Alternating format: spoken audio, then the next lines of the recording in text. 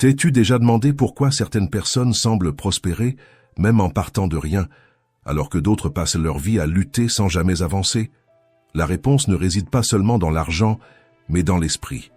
Car la pauvreté n'est pas seulement un manque de ressources, c'est un manque de direction, de discipline et de vision.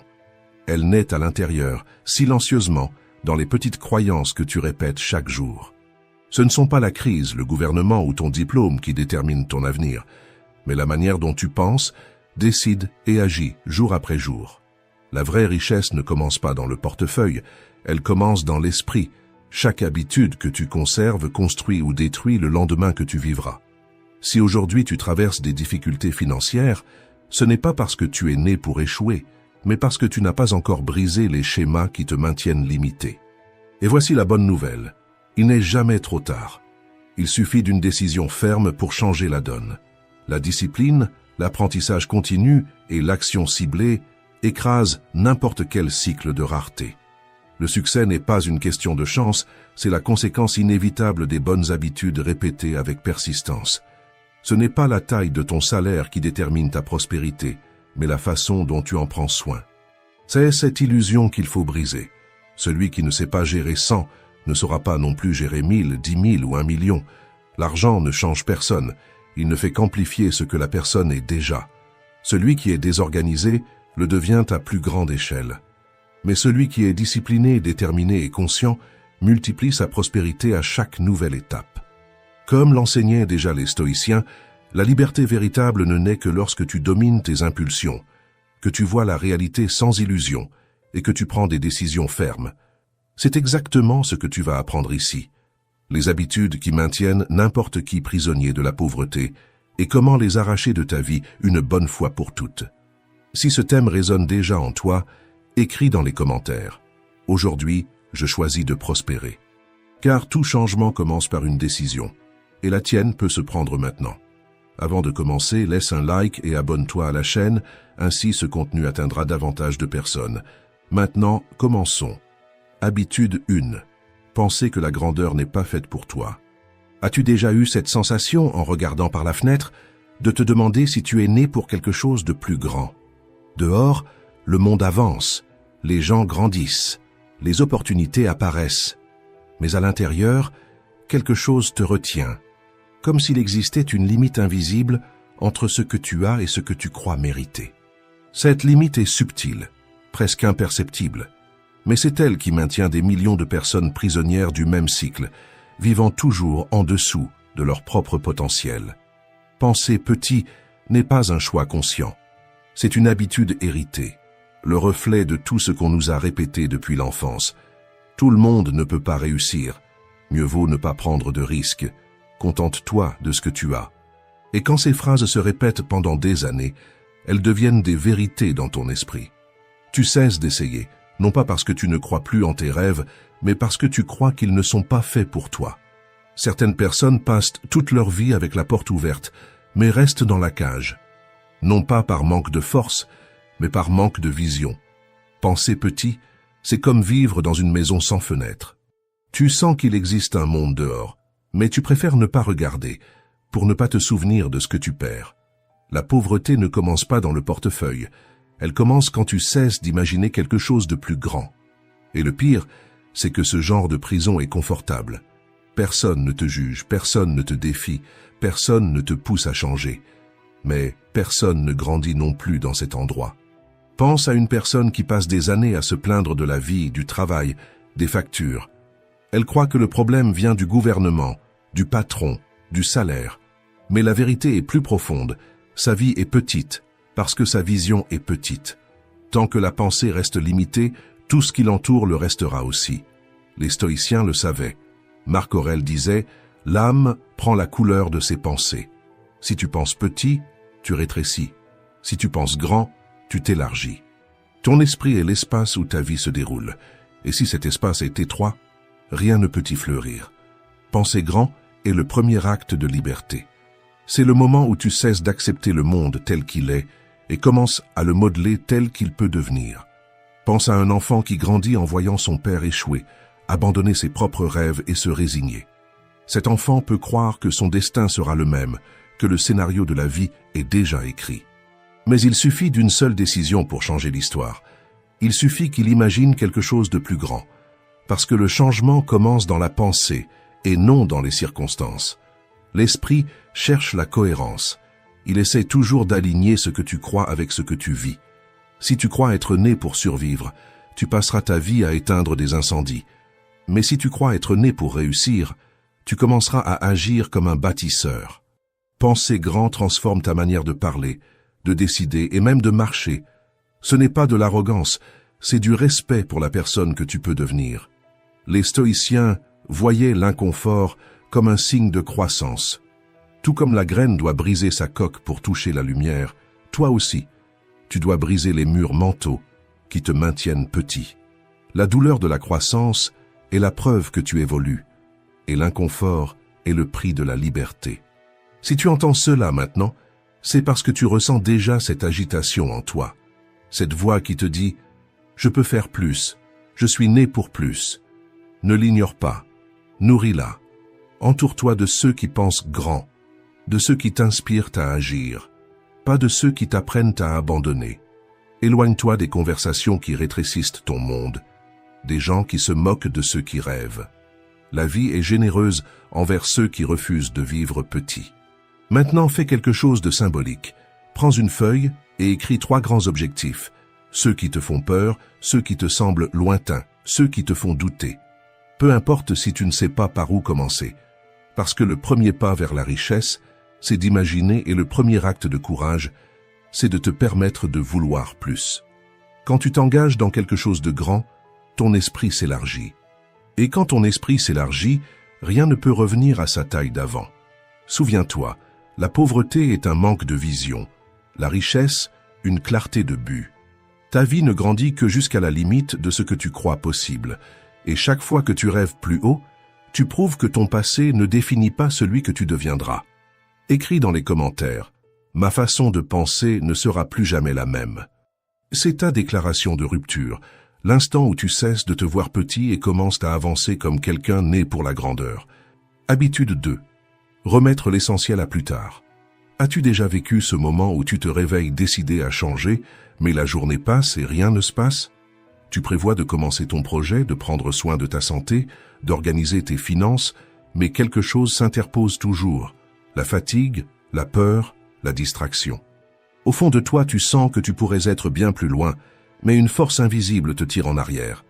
Cette force a un nom, la procrastination. La procrastination est un voleur silencieux. Elle ne se contente pas de retarder les tâches, elle vole ta clarté, épuise ton énergie et détruit peu à peu ta confiance. Elle te persuade que tu attends le bon moment, alors qu'en réalité tu fuis l'effort, le risque et l'inconfort qui accompagnent la croissance. C'est l'auto-illusion déguisée en prudence. Tu crois être aux commandes, mais tu remets en fait la direction de ta vie à la peur. Chaque décision repoussée te vole du temps, de l'énergie et des opportunités. Tu dis « Demain, je commence ». Mais ce demain n'arrive jamais, et pendant que tu attends, la vie, elle, n'attend pas avec toi. Les dettes s'accumulent, les rêves se refroidissent, et la frustration grandit en silence. Procrastiner, c'est comme être assis dans une voiture, moteur allumé. Le bruit donne l'illusion du mouvement, mais tu restes au même endroit. Tu t'occupes, mais tu n'avances pas. Tu as l'impression de faire quelque chose, mais rien ne change vraiment. Et plus le temps passe, plus il devient difficile de sortir de cette inertie. La vérité est simple et dure. Tu n'as pas besoin de motivation pour agir, c'est l'action qui crée la motivation. L'énergie vient après le premier pas, pas avant. Quand tu bouges, même fatigué, quelque chose en toi s'éveille. La confiance grandit, la peur diminue, et le corps commence à répondre avec plus de force. Celui qui attend d'être prêt ne commence jamais, car la préparation n'est pas une condition, c'est une conséquence. Cela exige d'abandonner le fantasme de la perfection. Il n'existe pas de condition parfaite, il existe une décision. Et c'est cela qui sépare ceux qui avancent de ceux qui stagnent. Les premiers décident vite, corrigent en chemin et continuent d'avancer. Les autres restent paralysés, attendant des garanties qui ne viendront jamais. Pense à toutes les occasions que tu as déjà perdues parce que tu as repoussé. Des projets qui ne sont jamais nés, des conversations que tu as évitées, des rêves restés sur le papier. La procrastination te fait croire qu'il est trop tôt, mais un jour tu réalises qu'il est devenu trop tard. Comme l'a dit Sénèque, pendant que nous remettons les choses à plus tard, la vie passe. Et c'est bien ce qu'elle fait. Elle vole ta vie un jour après l'autre, jusqu'à ce qu'une année s'écoule et que rien n'ait changé. Mais il existe un antidote, la décision. La procrastination se nourrit de la peur, et la décision la détruit. Quand tu décides, même avec peur, la peur perd sa force. Quand tu agis, même sans motivation, la motivation apparaît. L'action est le remède qui guérit le doute. À partir d'aujourd'hui, exerce le pouvoir de la décision. Commence petit, mais commence. Choisis quelque chose que tu repousses depuis longtemps et fais-le aujourd'hui, pas demain, pas quand tu auras le temps, mais maintenant. Chaque petite décision envoie un signal à ton esprit. Je ne suis plus prisonnier de la peur. Je suis quelqu'un qui agit. Et c'est ainsi, pas à pas, que tu reconstruis ta discipline, ta confiance en toi et ta liberté. La procrastination te garde pauvre parce qu'elle te retient au même point. La décision, même imparfaite, t'enrichit parce qu'elle ouvre des portes que tu n'aurais jamais vues si tu étais resté dans l'attente. Et quand tu comprends cela, le futur cesse d'être un lieu lointain. Il commence ici, dans le choix que tu fais aujourd'hui. Écris dans les commentaires « Aujourd'hui, je décide d'agir ». C'est ta déclaration de force, parce que le secret n'est pas d'attendre le bon moment, c'est de transformer le moment présent en point de bascule de ta vie. Habitude 3. Dépenser plus que ce que tu gagnes. As-tu déjà eu cette impression que l'argent disparaît sans laisser de traces? Le salaire vient à peine d'arriver et soudain il s'est déjà envolé en mensualités, en factures, en petits achats qui semblaient inoffensifs. À la fin du mois, ce même poids revient accompagné de la même question. Où est passé tout cet argent? C'est comme si tu travaillais tout le mois uniquement pour tenter d'attraper quelque chose qui glisse sans cesse entre tes doigts. C'est un cycle silencieux que beaucoup ont appris à répéter sans s'en rendre compte. Depuis l'enfance, on nous a appris à consommer, pas à construire, à montrer, pas à économiser, à chercher le confort immédiat, même si cela coûte la liberté de demain. Et avec le temps, cette précipitation vers le plaisir devient une prison. Vivre à la limite paraît normal, tout le monde le fait, tout le monde paie en plusieurs fois, tout le monde a des dettes. Mais il suffit d'un imprévu pour que tout s'effondre. Et ce n'est pas un manque de chance, c'est un manque de structure. Car ce qui détruit une vie, ce n'est pas une grande perte, mais l'accumulation de petites négligences que personne ne remarque. Mais calme-toi, ce n'est pas ta faute d'avoir cru que c'était le bon chemin. On nous a conditionnés à dépenser pour apaiser la fatigue, pour récompenser l'effort, pour combler le vide. Mais ce soulagement a un prix. Chaque achat impulsif est comme un petit poids invisible que tu portes. Au début, cela semble léger, mais avec le temps, ce poids grandit jusqu'à t'empêcher d'avancer. Derrière ce comportement se cache quelque chose de plus profond, la mentalité de l'immédiat. Le désir de ressentir quelque chose de bon maintenant, même si le prix en est l'angoisse plus tard. Beaucoup ont grandi en entendant des phrases comme « l'argent ne pousse pas sur les arbres » ou « les riches sont malhonnêtes ». Ces idées s'enracinent dans l'inconscient et façonnent une relation de peur, de culpabilité et de manque avec l'argent. Tu finis par croire qu'il est rare, dangereux, ou simplement qu'il n'est pas fait pour toi. Mais l'argent n'est pas le méchant, le problème réside dans la manière dont tu le perçois. La bonne nouvelle, c'est que tout ce qui a été appris peut être désappris. Et le premier pas est simple, mais puissant. Regardez honnêtement où ton argent s'en va. Note chaque dépense, même les plus petites. Observe pendant 30 jours, sans excuse, sans te mentir à toi-même. Tu commenceras à voir des schémas, de petites fuites, des achats automatiques, des dépenses qui n'apportent aucune valeur, seulement de la distraction. Ce n'est pas à cause du café ou de l'abonnement peu coûteux, mais à cause du modèle qu'il représente. Pense comme un ingénieur surveillant un chantier. Si chaque jour un sac de ciment disparaît, le projet ne s'écroule pas aujourd'hui. Mais bientôt, les murs commenceront à se fissurer. La vie financière est la même chose. Chaque dépense négligée est un matériau qui disparaît. Et ce qui semble minime un jour peut faire la différence entre la sécurité et le chaos à la fin de l'année. Cette conscience est le début du changement. Changer, ce n'est pas se priver, c'est choisir ce qui construit au lieu de ce qui consume. C'est différer la gratification non par culpabilité, mais par objectif. Dire « pas maintenant », non parce que tu ne peux pas, mais parce que tu construis quelque chose de plus grand. Chaque fois que tu économises, même un peu, tu envoies un message puissant à toi-même. Mon avenir vaut plus que mon impulsion d'aujourd'hui. Et ce message, répété chaque jour, transforme qui tu es. Car contrôler son argent, c'est en réalité apprendre à se contrôler soi-même. C'est la maîtrise de soi, la discipline et le respect de soi. Les stoïciens disaient que la richesse se mesure à la capacité de vivre avec moins. Plus d'argent ne t'apportera pas la liberté si ton comportement reste esclave de l'impulsion. La pauvreté ne se trouve pas dans ce qui entre, mais dans ce qui s'échappe sans but. Et plus on dépense pour se sentir bien, plus on s'éloigne du véritable sentiment de paix. Le problème n'a jamais été combien tu gagnes, mais comment tu utilises ce que tu gagnes. Sans contrôle, toute augmentation ne fait qu'amplifier ton mode de vie et multiplier les dettes. Mais quand tu apprends à planifier et à donner du sens à ce que tu as, même peu devient suffisant. La richesse ne naît pas de ce qui entre, mais de ce qui reste, de ce qui est multiplié et utilisé avec sagesse. Au fond, la pauvreté n'est pas un manque d'argent, c'est un manque de direction. La richesse, c'est l'ordre, la conscience et le respect de son propre avenir. Et le premier pas pour tout changer, c'est d'éliminer cette habitude corrosive, dépenser plus que ce que tu gagnes. Quand tu choisis de vivre en dessous de tes moyens, quelque chose change de l'intérieur. Tu cesses d'être esclave du présent et tu deviens l'architecte de ton avenir.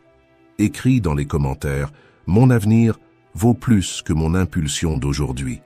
C'est ton affirmation de pouvoir, le début de ta liberté financière et mentale. Habitude 4. Penser que tu n'es pas capable d'atteindre un objectif. Imagine te réveiller chaque matin avec la sensation de toujours courir, mais sans savoir vers où. Tu travailles, tu fais des efforts, tu paies des factures, tu affrontes des défis, mais au fond, tu sens que tu fais seulement survivre. C'est comme ramer en pleine mer sans savoir quelle direction suivre. Tu bouges, oui, mais l'horizon ne change jamais. Et un jour, tu comprends que le problème n'est pas le manque d'efforts, mais le manque de destination. Vivre sans objectif, c'est comme monter dans un bateau sans gouvernail et laisser les vagues décider de ton chemin. La marée te pousse, le temps passe, et la vie emporte ce qui aurait pu être ton but. Tu t'occupes, mais tu ne construis rien. Tu te fatigues, mais tu n'avances pas. Et le plus dangereux, c'est que ce genre de vie paraît normal, parce que tout le monde autour avance au même rythme, vivant beaucoup, mais n'allant nulle part. Peu importe combien tu travailles dur ou combien tu es talentueux, sans objectif clair, ton énergie se disperse et ton effort devient seulement de la fatigue. Un homme sans but vit en réaction à ce qui arrive, aux dettes, aux problèmes, aux opinions des autres. Il passe son temps à éteindre des incendies, sans jamais construire quelque chose de solide. Mais au moment où tu définis un véritable objectif, tout change. Ton esprit s'éveille, tes choix s'alignent. Et ta routine commence à prendre forme. Soudain, tu comprends ce qui vaut ton temps et ce qui ne le vaut pas. Tu sais ce qu'il faut accepter, ce qu'il faut refuser, ce qu'il faut laisser derrière. Avoir un but, c'est comme allumer une lumière dans l'esprit. Ce qui avant était confusion devient clarté. Mais voici le point crucial. Nous ne parlons pas de désirs vagues, comme « je veux être riche » ou « je veux une vie meilleure ». Un objectif réel et concret. Il a un chiffre, un délai, un sens. Il te met au défi, il te dérange, il te pousse hors de ta zone de confort. Et c'est justement cet inconfort qui te fait grandir. Parce qu'il n'y a pas d'évolution sans tension. Le papillon ne gagne ses ailes que parce que le cocon le serre. Un homme sans but est comme une maison sans plan. Tout convient, toute peur s'installe, toute excuse se justifie. Mais un homme avec des objectifs est différent. Il se lève avec un sens, affronte les chutes avec plus de résilience et porte une énergie que le monde ressent. Celui qui a une direction dégage de la force, parce que chaque mouvement a une raison d'être. Les stoïciens l'avaient compris depuis des siècles. Sénèque disait « Aucun vent n'est favorable à celui qui ne sait pas où il veut aller ». Et c'est vrai, sans clarté, même les opportunités se perdent. Mais quand tu sais ce que tu veux, même les obstacles deviennent des marches. La vie semble conspirer en faveur de celui qui avance avec intention. N'attends pas que la vie décide pour toi. Prends une feuille, et écris ce que tu veux vraiment accomplir. Combien veux-tu gagner? En combien de temps? Que feras-tu chaque jour pour y arriver? Ces questions simples construisent la carte de ta transformation. Lis ces objectifs chaque matin avant de regarder ton téléphone. Ferme les yeux et visualise le but déjà atteint. Ressens la fierté, la sérénité et la gratitude d'y être arrivé. Cette pratique rallume le feu les jours où la motivation faiblit et transforme le rêve en direction. Souviens-toi, les hommes sans objectif vivent à la dérive. Les hommes avec des objectifs construisent leur destin. Ta vie ne peut pas être un accident, elle doit être un chef-d'œuvre.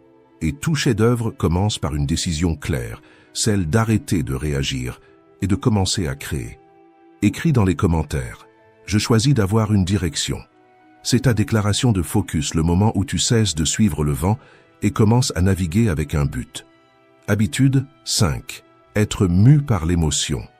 Imaginez-vous face à une décision importante, un investissement, une conversation délicate, une opportunité qui semble ne pas revenir. Le cœur s'accélère, l'esprit se trouble, et la volonté d'agir vite crie plus fort que la raison. C'est à cet instant que beaucoup se trompent de chemin, parce qu'ils se laissent guider par l'émotion. Beaucoup de gens croient que la rapidité équivaut à l'efficacité, mais il existe une immense différence entre agir avec clarté en peu de temps et simplement réagir dans la panique. Lorsque vous agissez poussé par la peur de perdre quelque chose, par la colère ou par l'anxiété, vous prenez presque toujours des décisions qui coûtent cher. Que ce soit dans une opportunité financière, une dispute familiale, au travail ou dans toute autre relation, la précipitation aveugle vous pousse vers des choix qui deviennent ensuite des regrets. Le désespoir est comme un feu incontrôlé. Il semble apporter une chaleur immédiate, mais ne laisse que descendre. Ceux qui vivent dans ce cycle ne construisent jamais rien de solide, parce qu'ils réagissent toujours, sans jamais créer.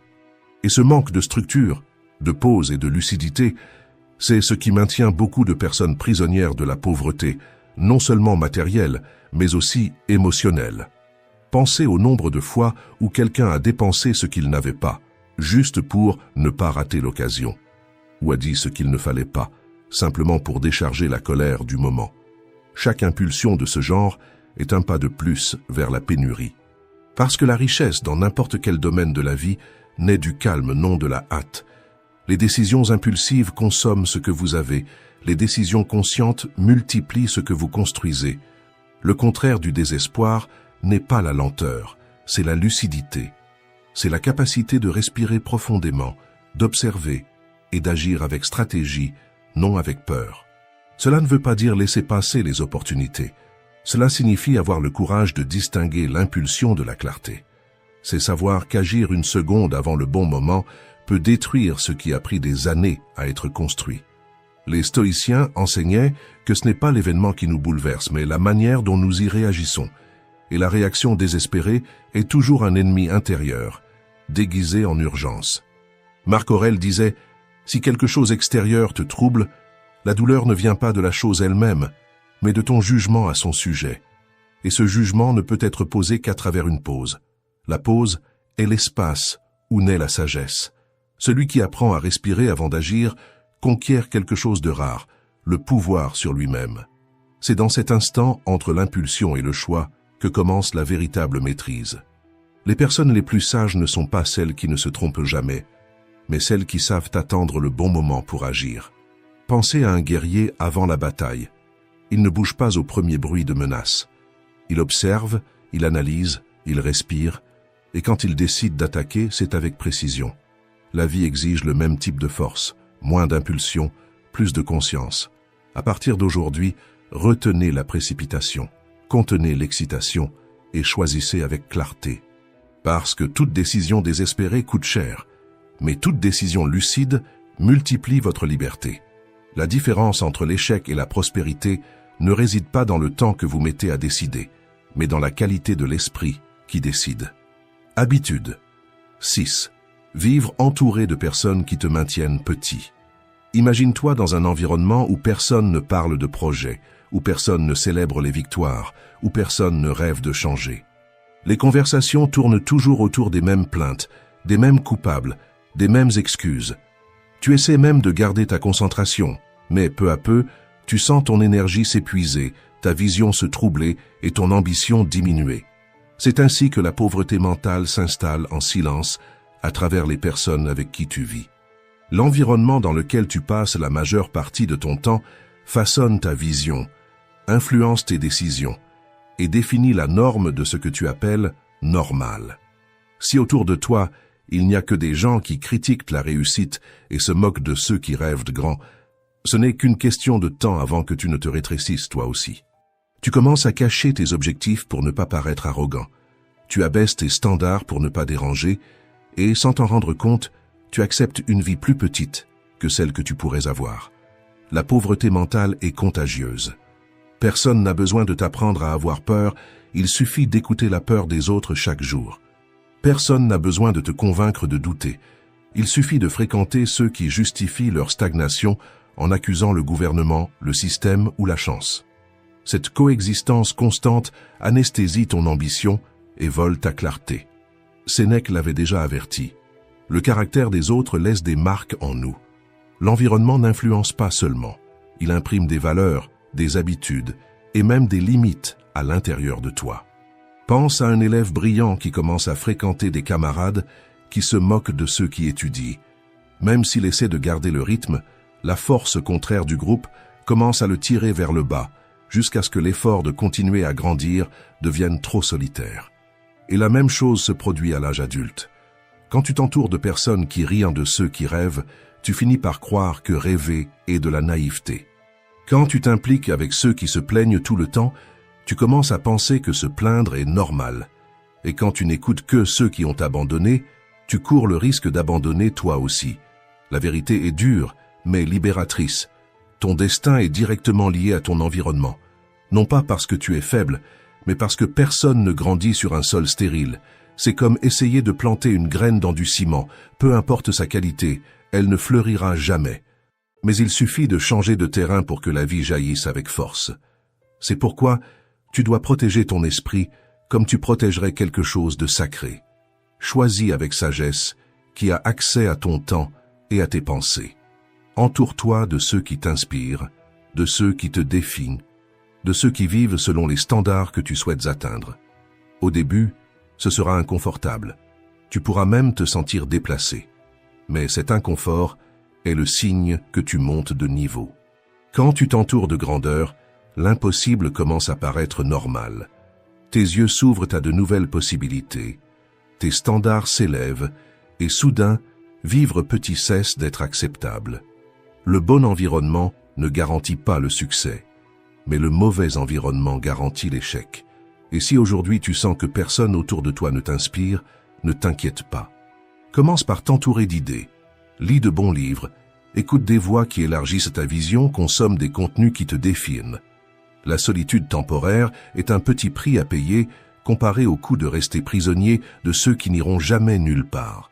Souviens-toi, l'homme qui protège son esprit protège en réalité son avenir, et cet homme ne sera jamais pauvre, car il a déjà décidé de ne pas vivre en dessous de ses capacités. Écris dans les commentaires « Je choisis de grandir même seul ».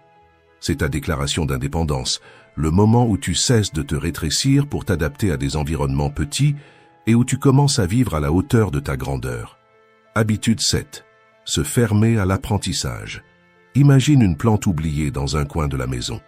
De l'extérieur, elle semble encore vivante, mais ses feuilles commencent déjà à perdre leur éclat et le vert devient pâle.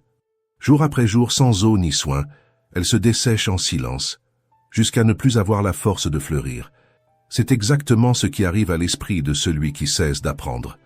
Dans un monde qui change à une vitesse fulgurante, celui qui n'évolue pas régresse. Et ce n'est pas la faute du destin, mais celle de la désuétude.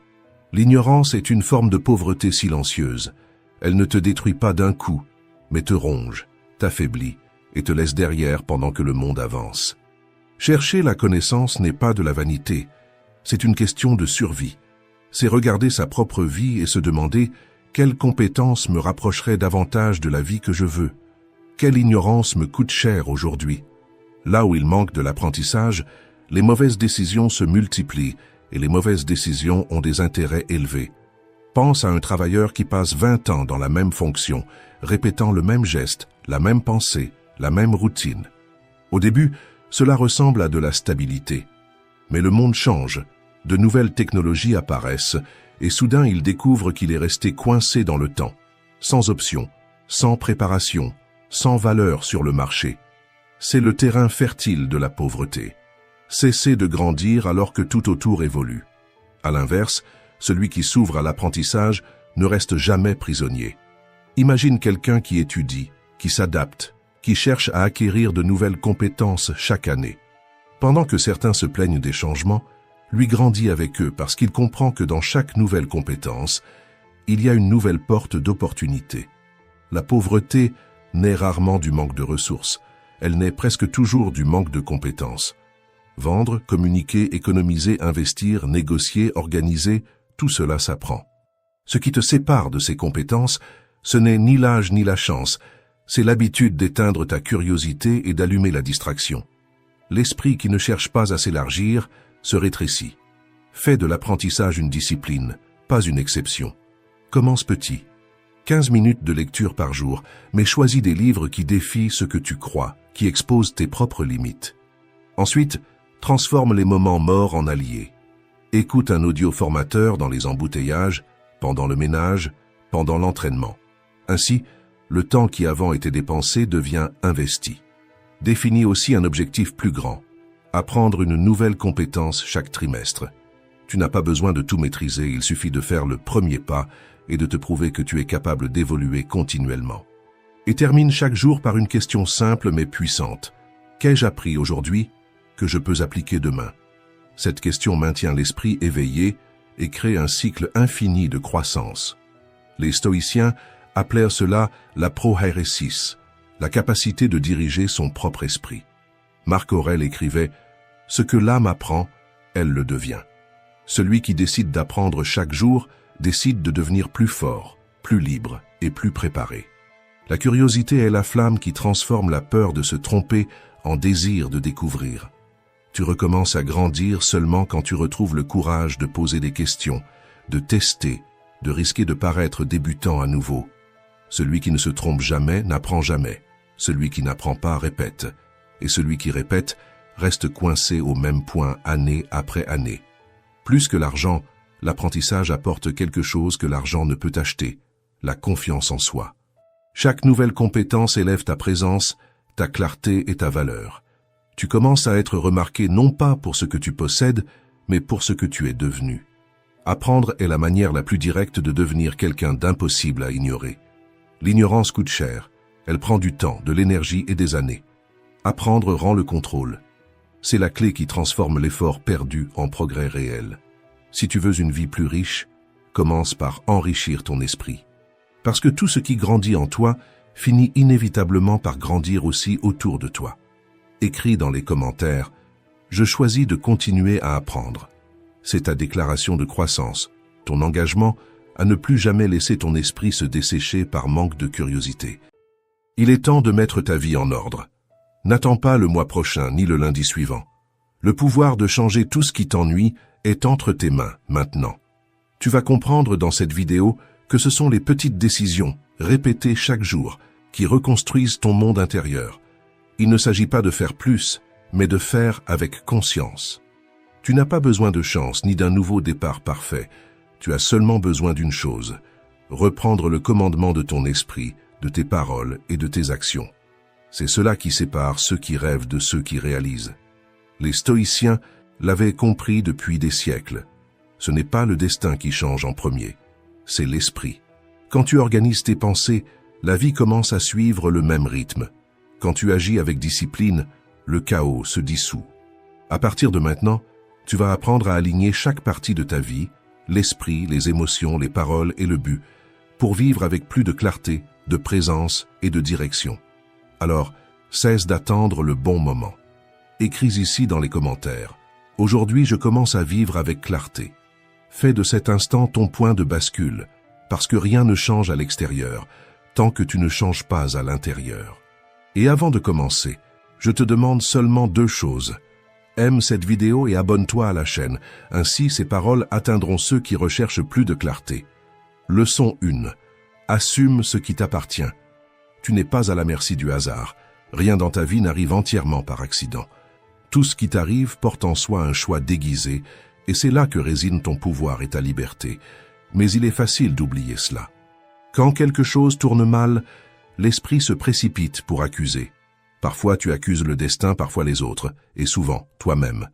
Nous restons piégés dans le cycle de la justification, répétant de vieilles histoires, cherchant des raisons qui soulagent la douleur, mais qui nous éloignent aussi de la solution. Nous restons immobiles à chercher un coupable, alors que ce dont nous avons vraiment besoin, c'est d'une direction. Parce qu'accuser est confortable, agir est transformateur. Et toute transformation a un prix, l'abandon des excuses. Épictète disait « Accuser les autres, c'est de l'ignorance. S'accuser soi-même, c'est du progrès. Mais le sage n'accuse personne, il agit. » Voilà la différence entre celui qui vit dans le passé et celui qui construit l'avenir. La culpabilité t'enchaîne, l'action te libère. La culpabilité est le poids de celui qui observe sa propre vie de l'extérieur. L'action est la force de celui qui décide de revenir au centre et de diriger son propre destin. Assumer la responsabilité, ce n'est pas porter un fardeau, c'est reprendre le commandement. C'est se rappeler que, aussi difficiles que soient les circonstances, il y a toujours quelque chose qui dépend uniquement de toi. Ton attitude, ta réponse, ta manière d'interpréter et de réagir. La responsabilité est l'acte suprême de liberté. C'est se dire « Je ne peux pas tout contrôler, mais je peux contrôler ce que je fais de ce que j'ai. » Beaucoup passent leur vie à attendre que quelque chose change. Le partenaire, le travail, le temps. Mais ce qui change réellement le destin, c'est quand tu décides de te changer toi-même. Quand tu comprends que tu n'es pas une victime de la vie, mais son élève, c'est à ce moment-là que tu dis « Assez de réagir, maintenant j'agis ». Le stoïcisme enseigne que nous ne contrôlons pas ce qui arrive, mais que nous contrôlons ce que nous faisons de ce qui arrive. Et cette conscience est le début de la véritable liberté. La responsabilité est le sol où fleurit la force intérieure, car lorsque tu reprends les commandes, même la douleur prend un sens. Assumer la responsabilité, c'est comme allumer une lumière dans une chambre en désordre. Au début, il est inconfortable de voir ce qui n'est pas à sa place. Mais seule la lumière te permet de ranger. Et pas à pas, le désordre se transforme en clarté. La lumière, dans ce cas, c'est la conscience. Et plus tu l'allumes, plus tu réalises que le désordre n'a jamais été le problème. Il n'était qu'une invitation à l'organisation intérieure. Alors, cesse de chercher des coupables. Le passé n'a pas besoin de plus d'analyse, il a besoin de direction. Ce que tu as fait peut servir d'enseignement, mais ne doit plus être une prison.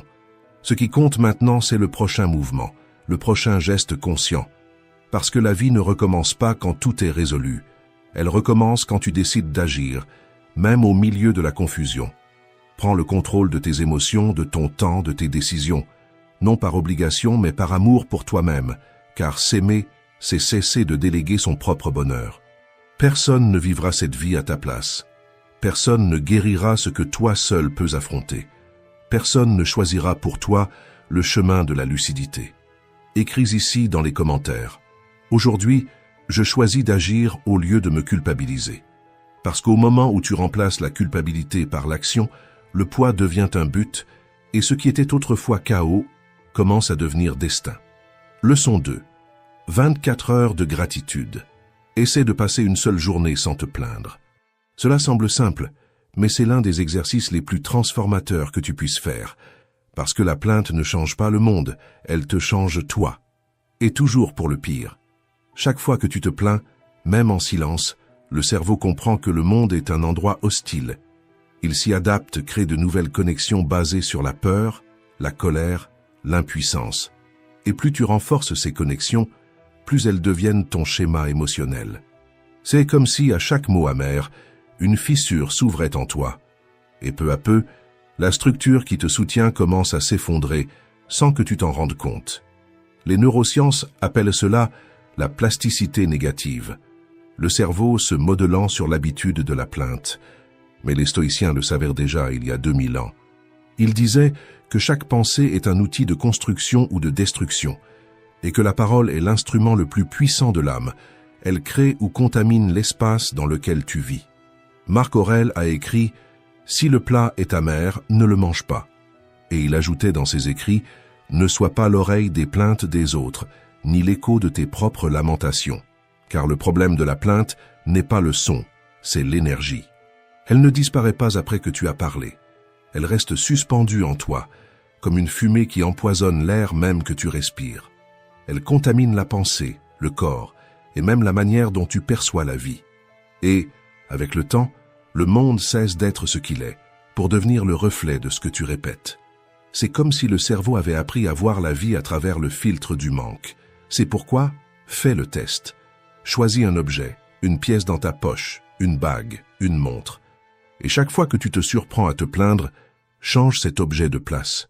Au début, cela te semblera absurde, mais bientôt tu comprendras à quel point l'esprit est accro à la plainte et combien cette addiction draine ton énergie vitale, t'éloignant de la clarté, de la gratitude et de la paix.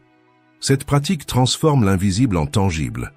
Tu commences à ressentir le poids de chaque mot et tu comprends que te plaindre, c'est comme souffler des cendres sur ton propre feu.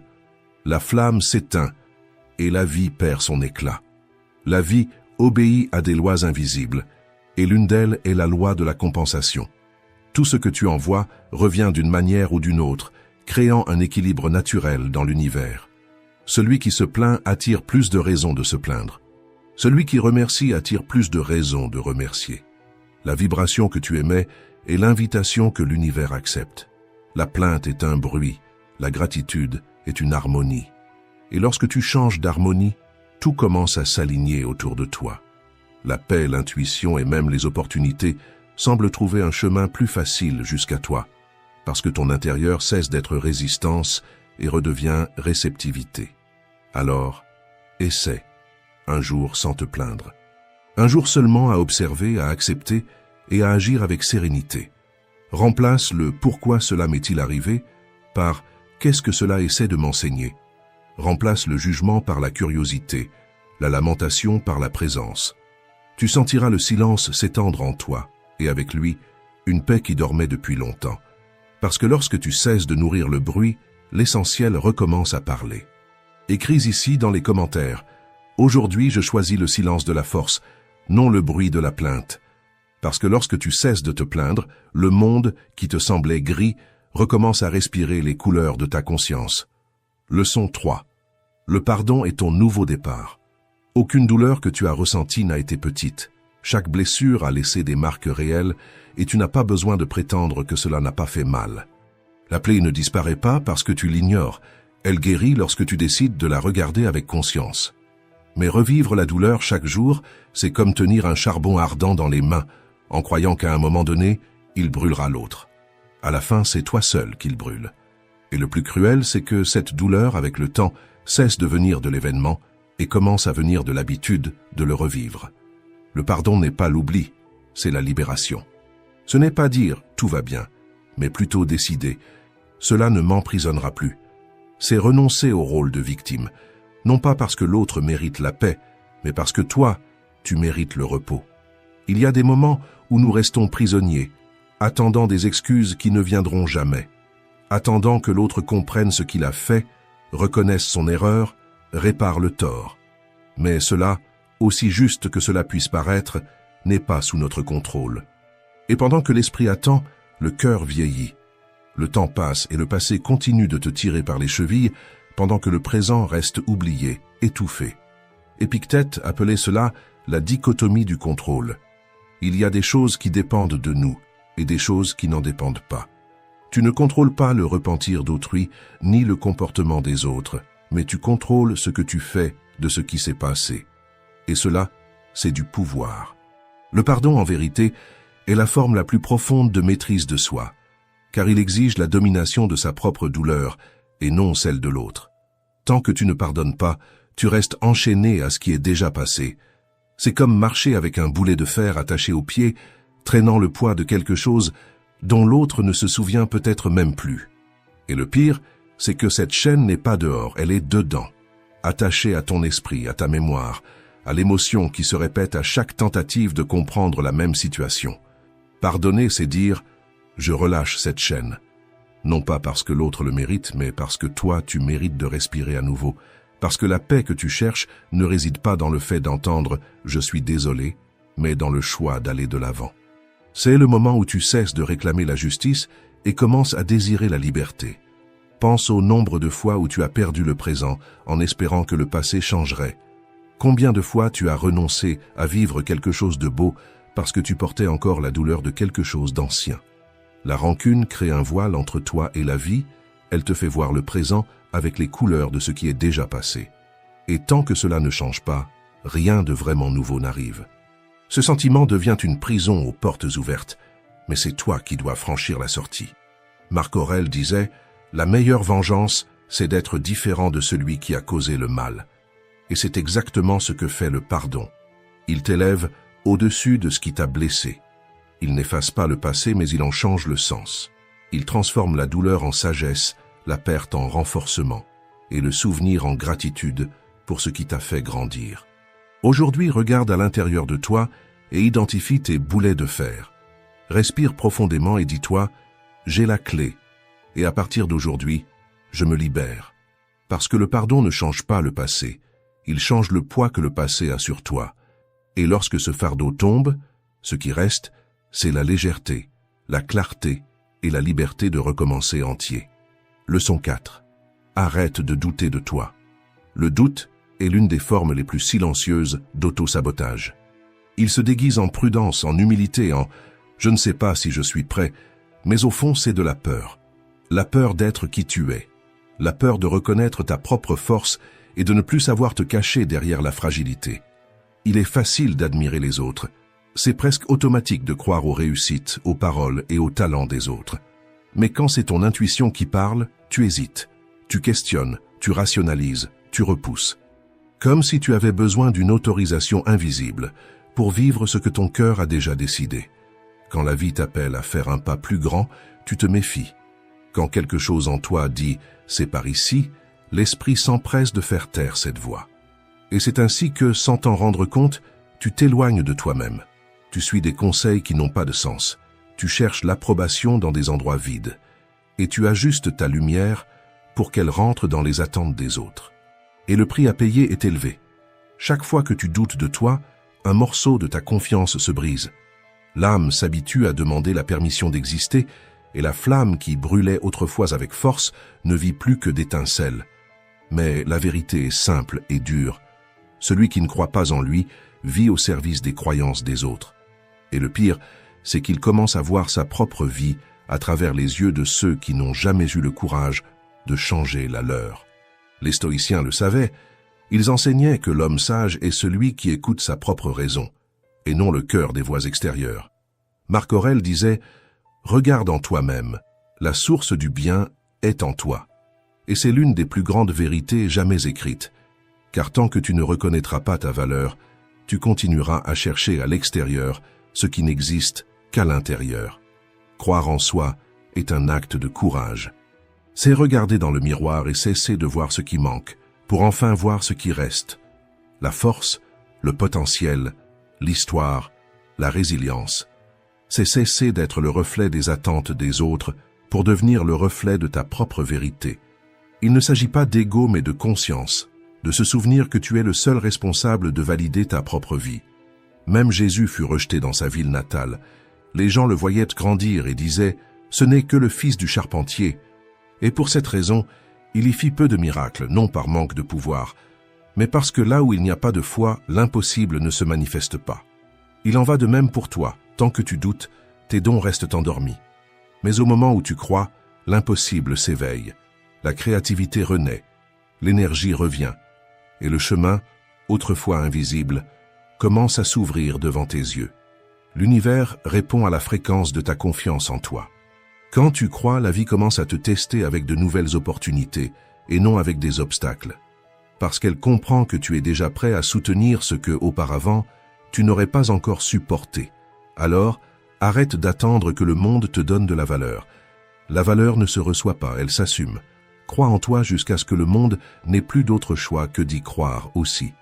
Écris ici dans les commentaires « Je crois en moi, même quand personne n'y croit ». Parce que c'est cela qui change tout. La force de continuer à croire, même quand douter semble plus facile, même quand le silence du dehors tente d'éteindre la voix qui crie en toi. Et c'est à ce moment-là quand tu deviens ton propre point d'appui, que la peur s'incline, que le doute se dissout, et que la vie enfin commence à reconnaître ta valeur. Leçon 5. Ne laisse rien en suspens dans ta vie, rien de cassé, rien hors de sa place, rien en suspens à l'intérieur de toi. L'harmonie commence quand ce qui est à l'extérieur reflète ce qui est à l'intérieur, et que ce qui est à l'intérieur trouve enfin la paix. Les stoïciens enseignaient que bien vivre, c'est vivre avec une attention totale au présent. Marc Aurèle disait « À chaque acte, arrête-toi et demande-toi, est-ce que je le fais avec mon âme ?» C'est cela, l'essence de l'ordre.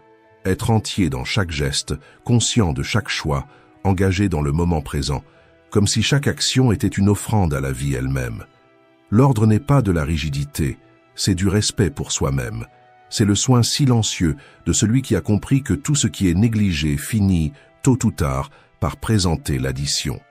Il ne s'agit pas de perfection, mais de présence. La vie commence à s'aligner quand tu refuses de laisser des bouts pendants, quand tu décides de ne pas repousser à demain ce qui pèse déjà aujourd'hui, de ne pas masquer ce qui doit être affronté, de ne pas cacher ce qui doit être guéri. C'est à ce moment-là que naît la maturité, quand tu comprends que chaque dette émotionnelle ou matérielle est une porte qui t'empêche d'avancer. Regarde autour de toi. Tout ce qui est en désordre à l'extérieur est le miroir du désordre resté sans voix à l'intérieur. Une armoire en désordre, une promesse oubliée, une conversation reportée, sont de petites fissures par lesquelles ton énergie s'échappe. Et plus tu repousses, plus l'air devient lourd, plus la sensation de légèreté s'éloigne. Mais chaque fois que tu nettoies, organises ou termines quelque chose, une part de ton chaos se calme. La clarté extérieure rend le pouvoir intérieur, parce que l'ordre n'est pas esthétique, il est énergétique, spirituel, il est le reflet d'un esprit qui a décidé de reprendre le contrôle. Le simple acte de remettre quelque chose en ordre est un symbole de renaissance. C'est toi disant en silence « Je tiens encore à moi ». Commence par les détails. Ferme les cycles, répare ce qui est cassé. Pardonne ce qui est resté en suspens. Remplace l'oubli par la présence. Remplace la précipitation par l'intention. Remplace la négligence par la conscience. Et avant tout, sois présent à chaque minute, car la pleine conscience transforme jusqu'au geste le plus simple en pratique spirituelle. L'ordre est une sorte de prière sans mots. Chaque attitude cohérente est une affirmation de foi en ton propre chemin. Les stoïciens savaient qu'une vie en ordre, c'est un esprit en paix, et que celui qui domine son espace domine aussi ses pensées. Marc Aurèle écrivait que l'âme prend la couleur de ses pensées, et quand tes pensées sont claires, ton âme s'élargit.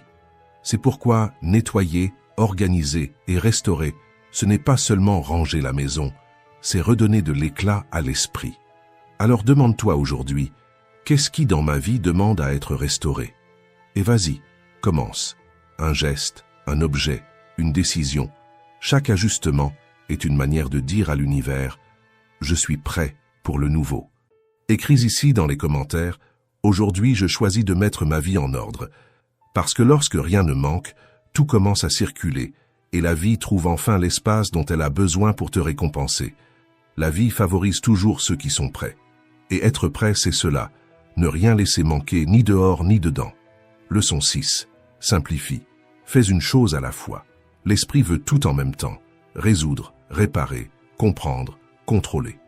Et c'est justement pour cela qu'il se perd, car lorsque tu essaies d'embrasser le monde d'un seul coup, tu finis par tout laisser tomber. Le désordre n'est pas dans le monde, il est à l'intérieur.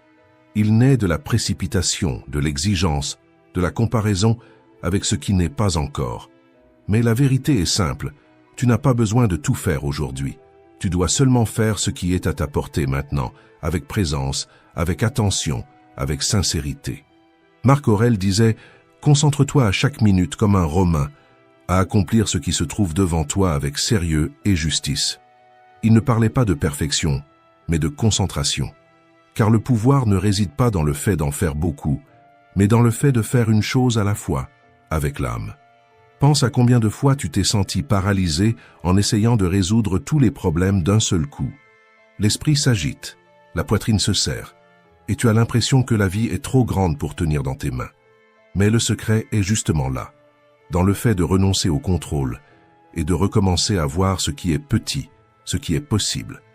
La vie est une mosaïque. Chaque geste est une pièce.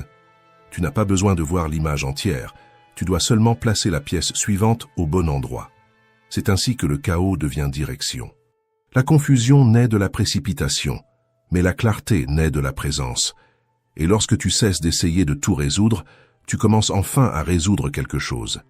Les stoïciens croyaient que l'esprit concentré est invincible, parce qu'il fait ce qui doit être fait, sans se perdre dans les suppositions. Et c'est cela la véritable force, le pouvoir d'être entier dans un seul acte. La prochaine fois que la peur te paralysera, respire et dis-toi, j'ai seulement besoin de faire le prochain pas. Et alors, fais-le. Pas le pas parfait, mais le pas possible. Car c'est ainsi que les grands changements se produisent. Un petit mouvement, répété tant de fois, qu'un jour il devient le destin. Écris ici dans les commentaires, je me concentre sur ce que je peux faire maintenant. Parce que celui qui apprend à agir avec présence découvre un pouvoir que le monde moderne a oublié. Celui de transformer l'impossible, un pas à la fois. Leçon 7. Trouve le calme même dans le chaos. Quand tu décides de mettre de l'ordre dans ta vie, le chaos ne disparaît pas, il réagit. C'est comme lorsque l'on enlève la poussière de la maison. La poussière se soulève, l'air devient trouble, et pendant un instant, on a l'impression que tout a empiré. Mais ce n'est que le processus du nettoyage. Le désordre crie avant de partir. Et c'est à cet instant, quand tout s'agite, que l'équilibre mental devient ta plus grande force. Sans lui, tu retournes au point de départ. Avec lui, tu traverses n'importe quelle tempête. Les stoïciens appelaient cela l'ataraxie, l'état de l'esprit qui reste calme même au milieu du tumulte. Mais l'équilibre ne naît pas du jour au lendemain. Il est une construction quotidienne faite de maîtrise de soi, de pause consciente et du choix de rester lucide quand tout autour perd le contrôle. C'est un entraînement à la maturité émotionnelle. Retenir l'impulsion, respirer avant de réagir et se souvenir que la clarté vient toujours après le silence. Ce n'est pas de la froideur, c'est de la présence. C'est la capacité de voir les faits tels qu'ils sont, sans dramatiser, sans fuir, sans exagérer la taille du problème. C'est agir au niveau de la réalité, pas au niveau de la peur. L'équilibre mental est le pont entre l'impulsion et la sagesse. C'est la différence entre exploser et comprendre, entre réagir et répondre, entre répéter les vieilles erreurs et créer de nouvelles solutions. Il n'élimine pas le chaos, mais t'apprend à marcher dessus avec fermeté. L'équilibre mental ne signifie pas que tu ne ressens rien. Cela signifie que tu ne te noies pas dans ce que tu ressens. C'est regarder le défi et dire « c'est difficile, mais c'est possible ». C'est accepter que tout ne peut pas être contrôlé, mais que tout peut être affronté avec sérénité. C'est garder ton axe quand tout tente de te déséquilibrer.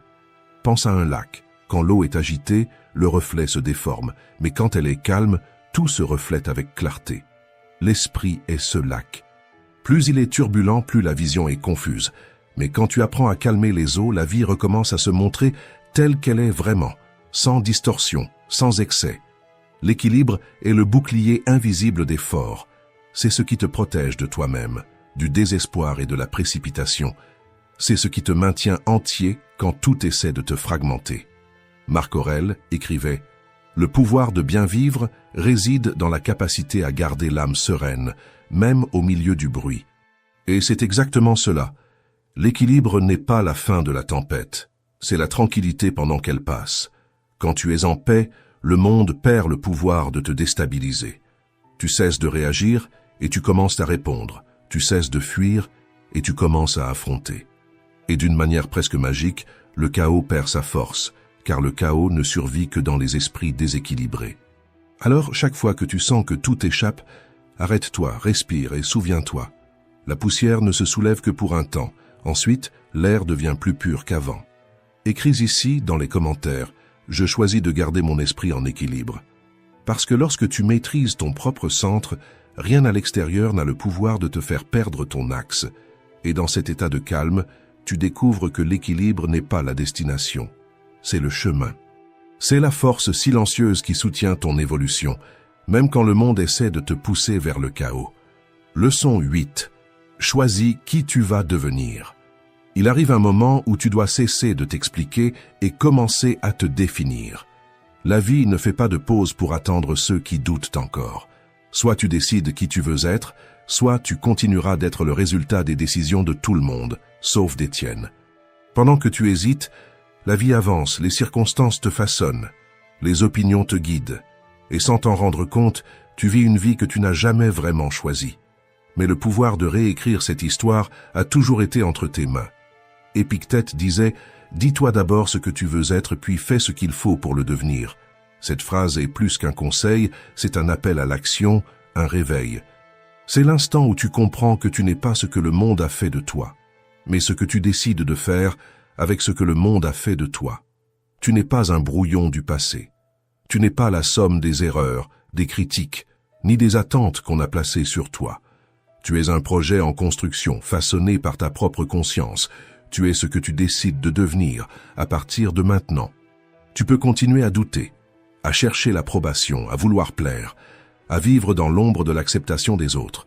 Ou tu peux enfin tracer une ligne et dire « À partir de maintenant, c'est moi qui choisis le ton de ma voix, le poids de mes mots et la posture avec laquelle je marche. » La décision de devenir quelqu'un de meilleur est le premier acte de liberté.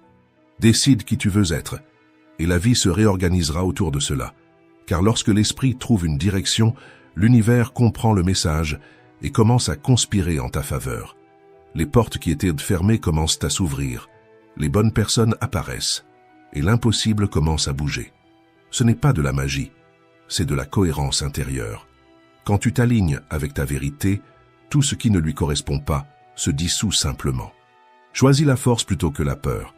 Choisis la discipline plutôt que le découragement. Choisis le calme plutôt que le chaos.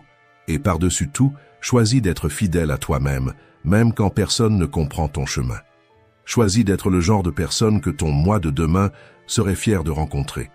Les stoïciens appelaient cela la cohérence morale, vivre selon ses propres principes, même quand personne ne regarde. Et c'est là la base de la véritable confiance. Savoir que quel que soit le décor, tu restes toi-même. Alors arrête de t'adapter à tout ce qui se présente, abandonne le besoin d'être accepté par tous et aie le courage de dire non à ce qui te rabaisse. Dans la vie, personne ne te doit rien, mais tu te dois tout à toi-même, ton courage, ton respect, ta parole et ta fidélité à ce en quoi tu crois. Le stoïcisme enseigne que la plus grande victoire est de se gouverner soi-même. Et c'est exactement ce que tu fais quand tu décides qui tu veux être. Tu cesses d'être une conséquence et tu deviens une cause, tu cesses d'être un reflet et tu deviens une origine, tu cesses de réagir et tu commences à créer. Aujourd'hui, regarde en toi et déclare « Aujourd'hui, je décide qui je suis et j'agis comme celui que je suis déjà. » Car au moment où tu prends cette décision, le doute se tait, le passé perd son pouvoir, la peur perd sa voix et l'avenir, enfin, commence à t'obéir.